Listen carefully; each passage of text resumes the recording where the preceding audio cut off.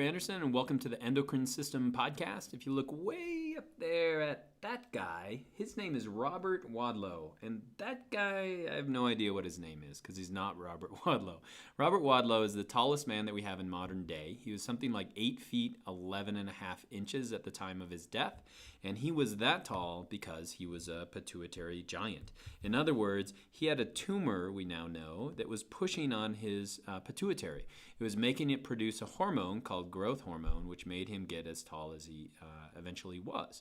And so that wasn't normal. It does put pressure, and he died fairly young, just mostly, I think, due to circulation problems. He started to get blood clots. And so basically, it talks a little bit about the endocrine system. When I'm talking about the endocrine system, the other system that's really important to talk about is called the nervous system. So the nervous system, remember, is basically going to be made up of neurons. So you have all these dendrites that come into the cell body. So the cell body looks like this.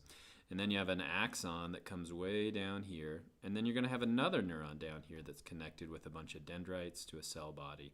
And it's going to move here. Now this distance right here, or excuse me, the separation between the two is called a synapse. A synapse is going to be a gap between neuron 1 and neuron 2. Now, why is the synapse important? Well, we get control over the chemicals that we send. But this podcast isn't about the nervous system. And the reason why is that nerves just travel in one direction, from this neuron to another neuron to another neuron. They just go in one direction. And so my analogy is it's like Gmail. When you send an email from one person to another person, or they send it from one person to another person, that's like the nervous system. You're sending a message from one person with a clear destination, and that's the nervous system. It goes really fast, and it's going to target a specific cell. And so when do we use the nervous system? When we have to do something really quick. So if somebody were to throw something at me and I were to dodge it, that would be my nervous system that is acting. So the endocrine system is more like Facebook. If I were to post to my Facebook status update that I am working on a cell communication podcast by myself, ironic, and I just put it out there, there's going to be a delay. There's going to be time before other people look at it and dislike it or like it or respond to it. And so that's going to be more like the endocrine system. I'm sending it out to everybody, and whoever wants to respond to it can. And so basically keep that in the back of your mind. What are some terms that you should understand? First of all, anything that is going to send out these messages in the endocrine system is called a gland, and we'll go over 10 important glands. The chemical that they send out is called a hormone, and then it's going to target cells or not. It may target certain cells or it may not target other cells. And so we could send, for example, follicular stimulating hormone from the pituitary. It's only going to affect the ovaries and the testes. But if we send out growth hormone, that's going to affect all the cells in your body. So what do those hormones do? They simply diffuse throughout your body. They're going to spread throughout your body. And so they are going to bump into cells or not. They're going to spread throughout your whole body. And that's why if you've ever felt like adrenaline, you almost get in a car accident, you just feel like almost something coursing through your body, that's going to be your endocrine system. Now, when they find cells, one of two things can happen. If they are a water-soluble hormone, example could be epinephrine or adrenaline. If they're water soluble, basically what they're going to do is they're going to dock with a protein on the surface of their cell. Since they're water soluble, they can't gain entry to the cell. And so usually what they'll do is they'll set up some kind of a signal transduction pathway, just have some kind of an action out here, or have another action inside the nucleus where we could make certain specific genes or certain proteins, transcribe certain genes. But that would be water soluble. We also have what are called lipid soluble. So testosterone is an example of that. Basically, since it's lipid soluble, it's going to move right through that the lipid bilayer that is the cell membrane, and it also can target with the cell and move right into the nucleus. Because again, there's going to be a lipid bilayer here as well. And so lipid soluble hormones are going to move all the way into the cell. Water soluble are just going to dock with a receptor protein on the surface. And so here's our endocrine system. So endocrine system is not as tightly linked together like the circulatory system, but again, it doesn't have to be because it's sending hormones throughout the whole body. And so basically we've got glands going all the way up to the top from the pineal gland all the way down to the ovaries and the testes and the bottom. And so basically what I want to do is I've chosen 10 glands in the endocrine system, 10 that I think are pretty important. There are more than that. And then I've just chosen one hormone for each of these, and we're going to talk about that. So let's start at the top. First one's going to be the pineal gland. Pineal gland is going to be right here. Basically what the pineal gland is going to secrete is a chemical called melatonin. It does that only when it's nighttime. And so if your eyes are open during the day, you're not going to be secreting melatonin.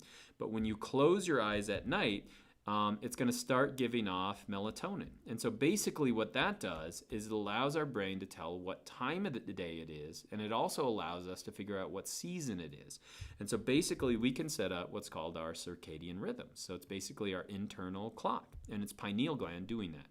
Next, let's move down here. This part of our brain is actually called the hypothalamus, and the hypothalamus is kind of the connection between the brain and the endocrine system. And so it can secrete hormones as well, but we're going to say it's influencing the pituitary. We're going to talk about what the pituitary does. Pituitary, basically, if we were to look at it like this, the pituitary, let me blow that up a little bit. So the pituitary is going to go down like this. And so it's going to have two lobes to it. It's going to have the anterior. Anterior means towards the front or towards the head. And then it's going to have the posterior. Posterior is going to be towards your rear end is the best way to think about it. And so what's the anterior pituitary give off? Well, it gives off growth hormone. It gives off a number of other things. It gives off endorphins. It gives off follicular stimulating. It gives off all these different hormones. But one that we're going to talk about is growth hormone. What's growth hormone going to do? Growth hormone, again, is going to float throughout the rest of your body. It can do that in the circulatory system or throughout the interstitial fluid. And basically, it's going to cause the cells to grow. So they're going to get bigger. If we talk about the next one, posterior pituitary, it gives off oxytocin, but the one important hormone we're going to talk about is antidiuretic hormone, or ADH. And so antidiuretic hormone, well, you know what diarrhea is, and so what is antidiuretic? Antidiuretic is going to be a hormone that holds on to fluids inside our body. Where is that going to go? It's going to go to our kidney, because our kidney is in control of osmoregulation. What's the next one? Next one, as we work our way down, is going to be the thyroid. So we're going to move all the way down here. This would be the thyroid gland. It's right in here. Basically, it does two things that are important. It gives off what are called T3 and T4. Those hormones and the numbers relate to the number of iodine atoms that are found within it. And so basically, you've maybe heard of a goiter when you get an inflamed thyroid. Basically, what our thyroid does is it regulates metabolism. And so it's going to give off these two chemicals, T3 and T4, and that's going to speed up metabolism inside our body. And so if you have a hyperactive thyroid, then you have high metabolism. If you have a inactive thyroid, then you're going to have really slow metabolism. And so basically it's control of that. And the other thing that it does is it secretes something called calcitonin. And again, endocrine systems are really important in feedback loops. And so the calcium that we have in our blood, the level that we have is super important, especially in nerves and in muscle firing. If we don't have the correct amount of blood calcium, we're going to die. And so basically what the thyroid does is that when you secrete the thyroid, it's going to lower the calcium. Well, where's the calcium going to go? It's going to go back into the, we're going to excrete some through the kidneys, but it's going to go back into the bones. And so there's another hormone that kind of goes with that. And so this looks like a butterfly, but there are going to be these tiny little hormones in here called the parathyroid. They sit right within the thyroid, and they're going to secrete something called parathyroid hormone. What does that do? Well, if the blood calcium level goes too low, it's going to raise the blood calcium. And so these two, the thyroid and the parathyroid, are going to work together to basically keep the blood calcium level correct. It's the same way that insulin and glucagon work in the pancreas. Speaking of which, let's go to the next one. And so the pancreas, it's kind of hard to see in this diagram, but the pancreas is going to sit right here. It's again behind the stomach, and it's going to empty right here into the duodenum. So it's going to empty enzymes in here. But it's also on its surface, it's got beta and alpha cells that are going to secrete insulin and glucagon. Insulin is going to be secreted if we ever need to lower the blood sugar, and glucagon if we ever need to raise the blood sugar. So basically what insulin does is when it's secreted, it allows our cells to take in that blood sugar, that glucose. And glucagon, when we release that, it's going to release more of that insulin from glycogen that's found right here in the liver. So that's the pancreas. On the top of our kidneys, so these would be our kidneys right here, on the top of them we have our adrenal glands. The adrenal glands have two parts to it. The adrenal cortex is going to be on the outside. The adrenal cortex is basically what it does is secretes glucocorticoids. And so if you ever have an injury and you get huge amount of inflammation in it, they secrete anti-inflammatories. And so if you've ever taken an anti-inflammatory, example would be like Advil, basically the glucocorticoids are going to do the same thing.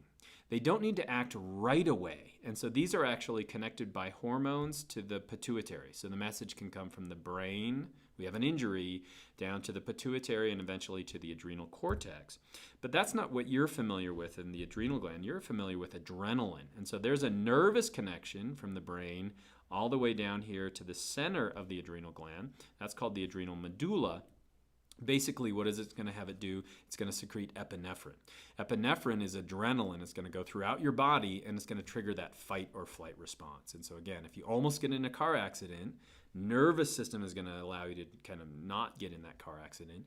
But after that, you're going to feel this adrenaline coursing through your body. Your metabolism is going to speed up. You're going to suppress like your digestive system. You're going to become more alert, and that's all as a result of the adrenal medulla. Okay, next we've got down at the bottom we just have the sex hormones and the sex glands. We've got the ovaries, and so this would be in females, and then the testes if we're talking about males. Ovaries are going to give off estrogen, testes are going to give off testosterone, among other things, but basically those are responsible for your female and male sex characteristics. Now when you go through puberty, before you go through puberty, they're not really cranking out a lot of estrogen and testosterone. But once you go through puberty, they're getting a signal from the pituitary gland that says now it's time to make these sex hormones, and then we get those secondary sex characteristics. Okay, so how'd you do? Can you remember the 10 glands? Can you remember the hormones that they secreted and what they did? Well, let's try. Okay, so as we go through this, testes, where are they found? Can be found right down here. What do? They give off testosterone, that's right. What about the ovaries? Where are they found? Ovaries are going to be found right here. What do they give off? Estrogen, that's right. Sorry for the awkward pause, it's like Dora the Explorer. Next we've got the adrenal medulla. Where's that found? Yeah, that's the green. What do they give off? That's right, epinephrine. Let's go to the next one, adrenal cortex. Where's that? It's going to be the yellow part, remember, around the adrenal gland. What do they give off? I bet you've forgotten this. Those are glucocorticoids. They're going to be anti-inflammatories. What's next? That's going to be the pancreas. Pancreas is found right here. What's it give off? Insulin, glucagon. Those regulate blood sugar. Let's go to the next one. Where's the parathyroid? That's right. That's going to be within the thyroid. They used to actually, when people get goiters, they'd cut parts of the thyroid out, and the person would immediately die because they didn't understand what the parathyroid did. So parathyroid is going to be inside here. What's it going to secrete? Parathyroid hormone, that's right, and that's going to raise blood calcium. Right above that, we've got the thyroid. Thyroid is going to give off two things. Can you remember those? It's going to give off calcitonin. That's going to lower blood calcium, and it's also going to give off T3 and T4. Okay, let's go to the next one. Posterior pituitary, so that's going to be way up here. What does that give off? Antidiuretic hormone, that's right. And that's going to keep our body holding on to the water, retaining water. And then we've got the anterior pituitary, so in the front, that gives off a lot of things. Do you remember what it gives off? Thinking back to Robert Wadlow, right, it gives off growth hormone. That's going to cause our cells to grow. And finally, we've got the pineal gland. Pineal gland, close your eyes. You're going to start secreting melatonin, that's right, and that allows us to sync up our circadian rhythm. So these are the top 10 glands, top 10 hormones, and I hope that's all helpful.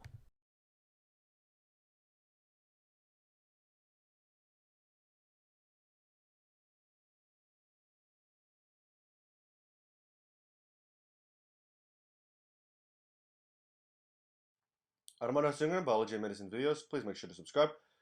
Join the forum and group for the latest videos. Please visit Facebook Automotive Singer and please like here. In this video, we're going to talk about the endocrine system. Now, the endocrine system main purpose is to maintain a homeostatic environment through the use of hormones. So when we think of the endocrine system, we should think of hormones. Hormones are essentially signaling molecules. Now, the endocrine system works in close proximity with the nervous system, in that both the endocrine system and the nervous system tries to maintain a homeostatic environment by sending out signals.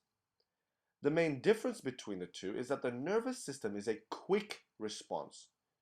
So when a stimulus arrives at a neuron, the neuron can pass on these signals, these commands, as neurotransmitters that will then target a particular cell.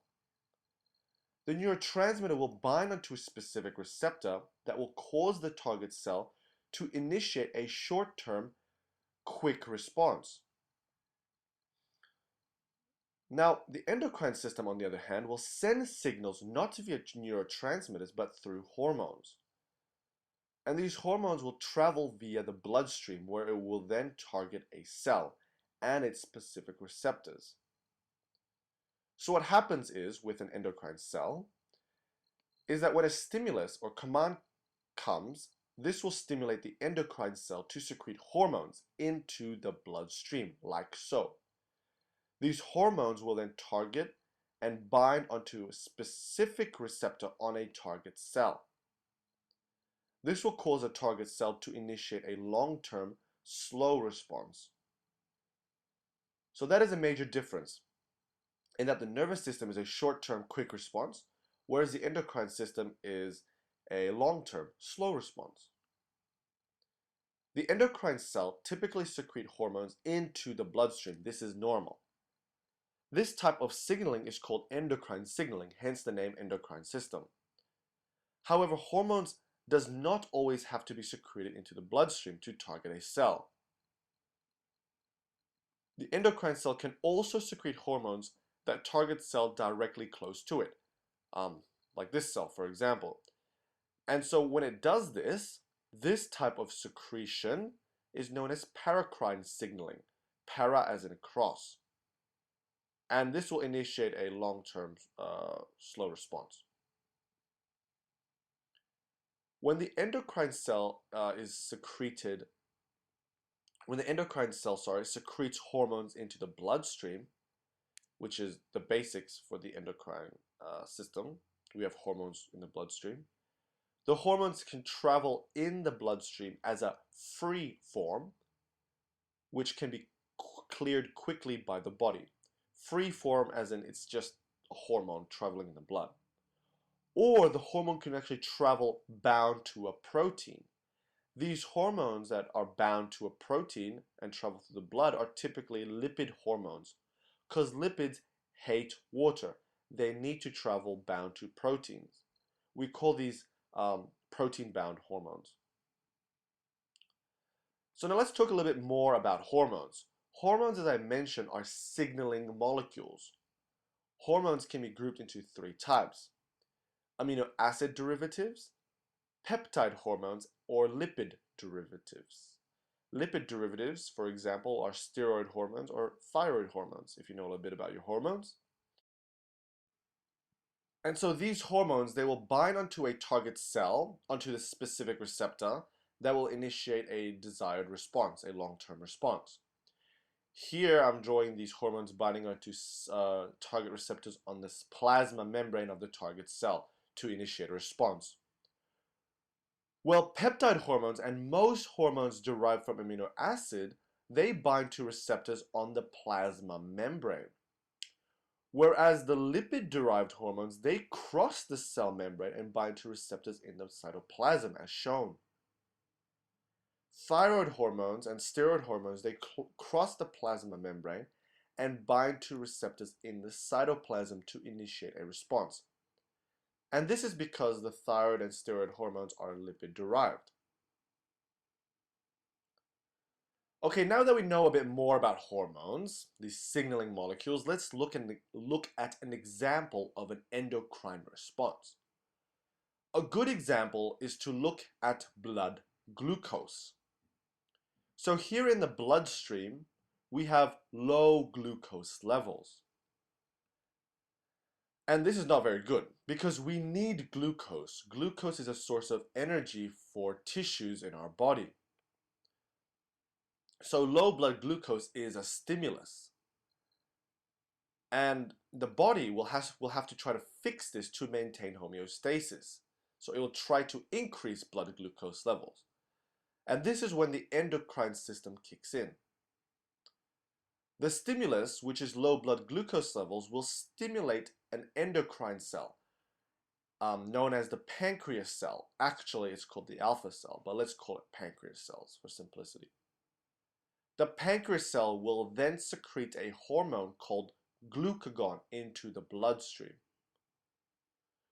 Glucagon will travel through the bloodstream to the liver, which is the target cell. Glucagon is not a lipid hormone because, one, it is not bound to a protein when it travels through the blood, and two, it binds to receptors on the cell membrane. When glucagon binds to the receptors on the liver cell, glucagon will stimulate the liver to break down glycogen to secrete glucose in the blood. And so the response by this liver cell is that it will secrete more glucose in the blood, which will increase blood glucose levels, like so. All these glucose is being secreted out. When blood glucose level is increasing, this will send a feedback back. It will send a feedback. It will send a negative feedback signal to stop stimulating the pancreas cell. Because when you have normal to high blood glucose levels, you don't need you don't have low blood glucose stimulation, and you don't need any more glucose to be secreted. I hope you understand this concept of negative feedback. So in the example we just saw, we looked at the hormone called glucagon, which is secreted by the alpha cells of the pancreas.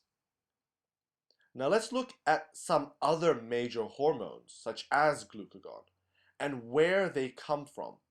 We will not look at what they do, well, I'll try to mention them, but we'll just look at what they are. Before we continue, we should know that we have many hormones in the body that perform different functions or have different responses. Another terminology to learn is also what's called endocrine glands. Endocrine glands are essentially groups of endocrine cells that are dedicated to perform a specific function. So let's look at the first 2 or 3 most important endocrine glands, I think. The first is situated in the brain here. The first one is known as the hypothalamus, and this is an endocrine tissue. And the hypothalamus is responsible for the production of antidiuretic hormone and oxytocin. It is also responsible for the production of the regulatory hormones. And we will look at what these do. Probably the most important endocrine glands are the pituitary glands, which are located right below the hypothalamus here. And there are 2 lobes of the pituitary glands. There is the anterior lobe and the posterior lobe. The posterior lobe secretes oxytocin and antidiuretic hormones that were produced by the hypothalamus. So the hypothalamus produces these hormones and sends them to the posterior lobe, which then the posterior lobe will secrete it into the blood. The anterior lobe of the pituitary glands actually secrete many hormones, including ACTH, which stands for adrenocorticotropin hormone, TSH, thyroid stimulating hormone, obviously stimulates the thyroid, GH, growth hormone for growth, PRL, prolactin for milk production in the breast, and then FSH, which is follicle stimulating hormone, and LH, luteinizing hormone, which are responsible for the reproductive system. So these hormones that are secreted by the anterior lobe, they are regulated by the hormones from the hypothalamus. So if you remember, the hypothalamus secretes regulatory hormones that regulates the secretion of the anterior hormones, if that makes any sense. There's another endocrine gland in the brain known as a pineal gland, which is around this area, and it secretes melatonin. Melatonin is actually responsible for the body clock. Now let's make our way down. In the trachea, our throat area, we have, wrapping around the trachea, we have the thyroid gland. Now the thyroid gland secretes few hormones, thyroxine, which is abbreviated T4, and triiodothyronine, which is T3. It's responsible for metabolism essentially. Then you have calcitonin. Now, the thyroid gland, it also has other endocrine glands on it. So if we zoom into this area here, we're looking at this person from a posterior point of view, from the back. So we have the thyroid gland, and then we have these four sort of lobes on the thyroid gland. These are known as the parathyroid gland. Para isn't a cross, but it's just on it. So there are four parathyroid glands, and these are behind the thyroid gland, and they secrete the hormone parathyroid hormone. Simple enough. Parathyroid hormone is important in the regulation of calcium and phosphate in our blood, in our body. Now, right below the thyroid gland, we have another endocrine gland, you can say, known as the thymus. Now, the thymus is not really a big deal in the endocrine world, but it is a big deal in the immune system world. But in the endocrine world, the thymus actually undergoes atrophy during adulthood, and it begins secreting thymosin. Of course, in this person we have the lungs connected to the trachea and the heart between the lungs. Now, if you didn't know, the heart is also classified as an endocrine gland because it secretes hormones.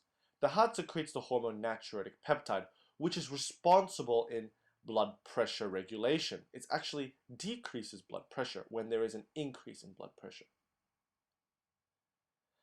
Then we have the digestive tract. Now the digestive tract, they secrete a variety of hormones. And what I mean by the digestive tract, I mean the stomach, the duodenum, the small intestines, etc. And they produce many hormones such as gastrin, somatostatin, cholecystokinin, etc. Another very important endocrine gland or tissue is the pancreas. And it secretes two main hormones, insulin and glucagon. Now, we talked about glucagon in that it increases blood glucose levels. Well, insulin works opposite. It decreases blood glucose levels. And you might know diabetes people, they have very low insulin levels. Well, type 2 diabetes, they have low insulin levels, or type 1, they have depleted insulin levels. And so you have very high blood glucose levels, and you can't decrease this because you have no insulin. And if you wait until the end of the video, I will provide links to some of these hormones so you can watch them in more detail and see what they do.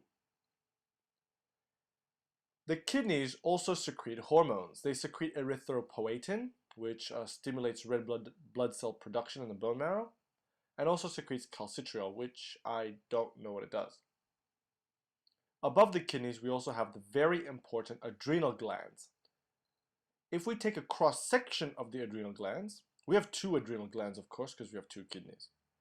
If we cut a cross-section of the adrenal glands, we have the adrenal cortex, the outer part of the adrenal glands, and then we have the adrenal medulla, the middle of the adrenal glands. And this line I'm drawing for the adrenal medulla, it's meant to be in the middle of the adrenal glands, not on the outside. It's a mistake.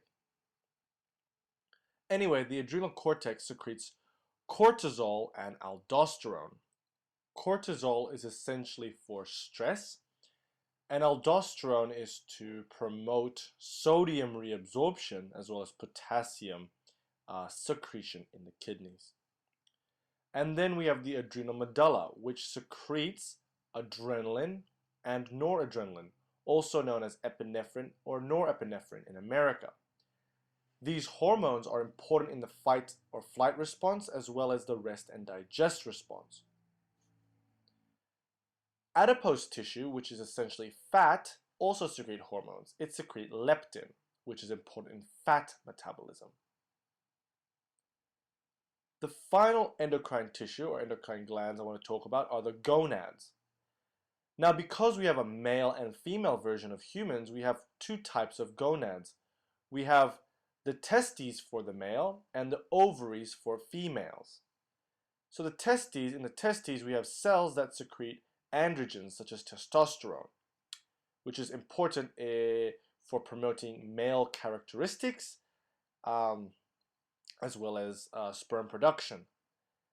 And then we have for the gonads, the ovaries for the female, we have important hormones being secreted such as estrogen and progesterone, which is important in female characteristics and egg production.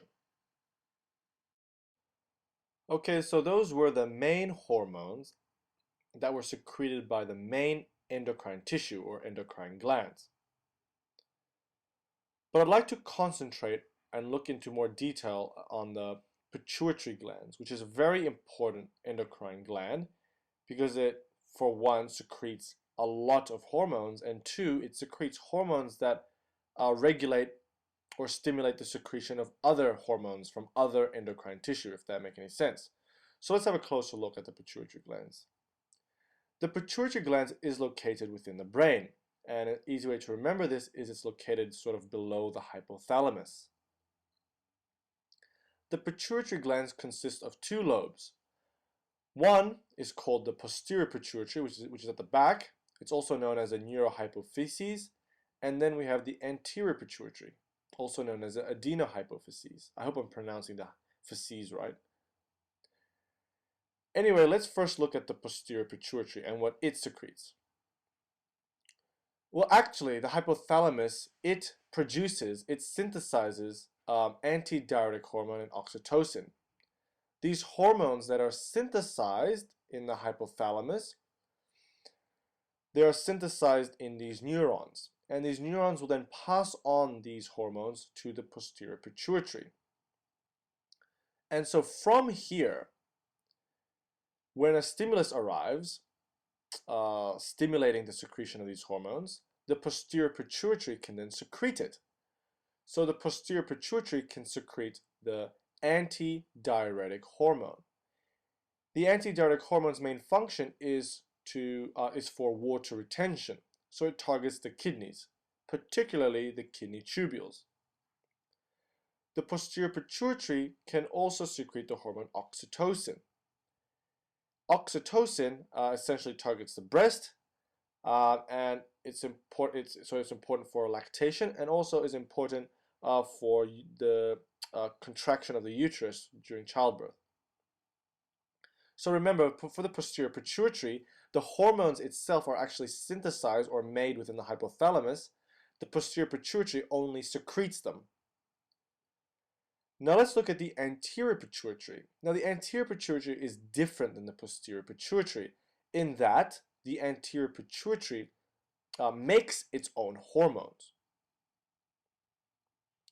However, these hormones, most of them can only be secreted when there is some form of confirmation from the hypothalamus.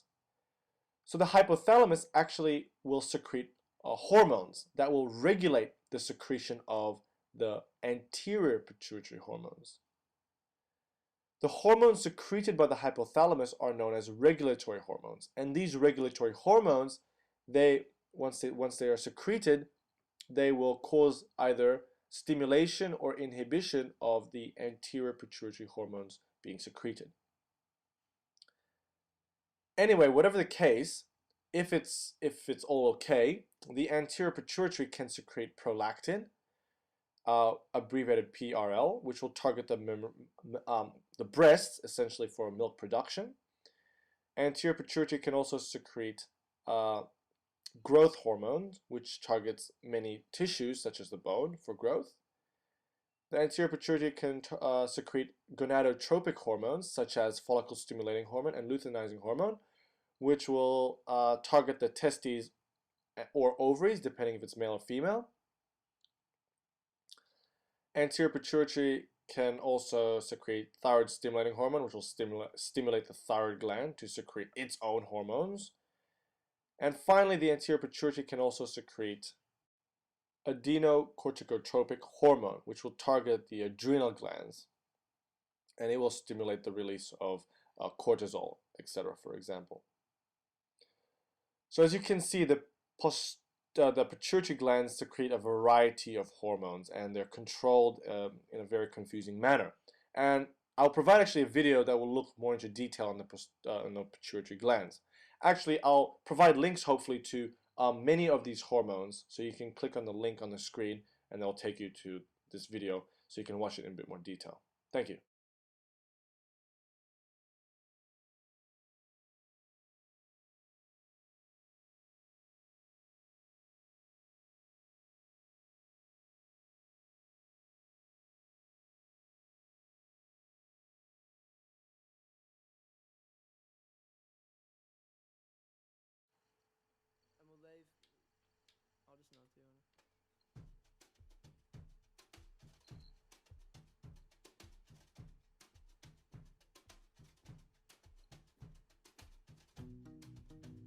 Hello, you're watching Armando Hasurungan, biology and medicine videos. Please make sure to subscribe, join the forum and group. For the latest videos, visit Facebook Armando Hasurungan, like, ask questions, answer questions, and please post some interesting things like your artworks. And you can also change the settings to HD original for better graphics of this video. Now this video is going to talk about the thyroid gland. Now the thyroid gland produces thyroid hormones, which regulates many metabolic processes in our body. The thyroid gland